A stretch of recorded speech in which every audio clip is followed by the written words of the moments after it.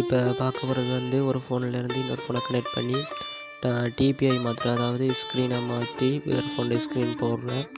மற்றும் இந்த ஃபோனை வந்து அன்லாக் பண்ணுறேன், பூட் பண்ணுறேன். ஏதாவது சிப் ஏற்றி ஃபோனை மாடலை மாற்றலாம், ஐஃபோனா இல்லாட்டி அல்ட்ராவா, ஒரு ஃபோனை மாடலும் மாற்றிக்கலாம். அதை எப்படி கனெக்ட் பண்ணுறேன்னு வந்து இப்போ பார்ப்போம் வாங்க. சரி, இதற்கு தேவையானது வந்து டேட்டா கேபிள் எடுத்துக்கொள்ளுங்க, ஓடிஜி எடுத்துக்கொள்ளுங்க. 2 ஃபோன் வந்து இதற்கு தேவை. சரியா, இது செய்கிறதுக்கு முதலாவது வந்து ஏடிபி ஓடிஜி என்ற ஒரு ஆப் தேவை. அந்த ஆப் வந்து கீழே டிஸ்கிரிப்ஷனில் கொடுத்துருக்கேன் பாருங்க. இப்போ வந்து டெவலப்பருக்குள்ளே போங்க. டெவலப்பருக்குள்ளே போய் யூஎஸ்பி சம்மந்தமான ஆப்ஷன் 2 எனபிள் பண்ண சொல்லணும். இந்த 2 எனபிள் பண்ணுங்கள்.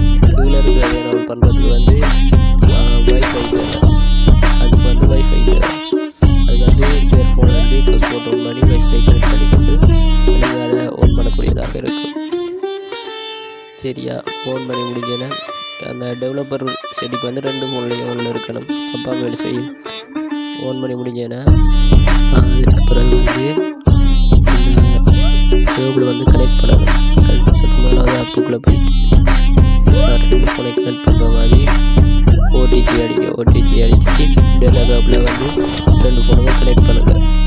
கனெக்ட் பண்ணின பிறகு இந்த இப்போ என் ஃபோனில் காட்டுற மாதிரி காட்டும் உங்கள் ஃபோன்லேயும்.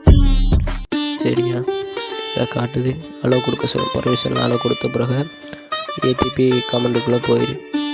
இந்த ஏடிபி கமெண்ட் வந்து டிபிஐ இல்லாட்டி ஏதாவது அன்லாக்கிங் சம்மந்தமாக தெரிஞ்சுக்கொள்ள விரும்பினா கீழே கமெண்ட் பண்ணுங்கள். அடுத்த வீடியோ போடுறேன். பாய்.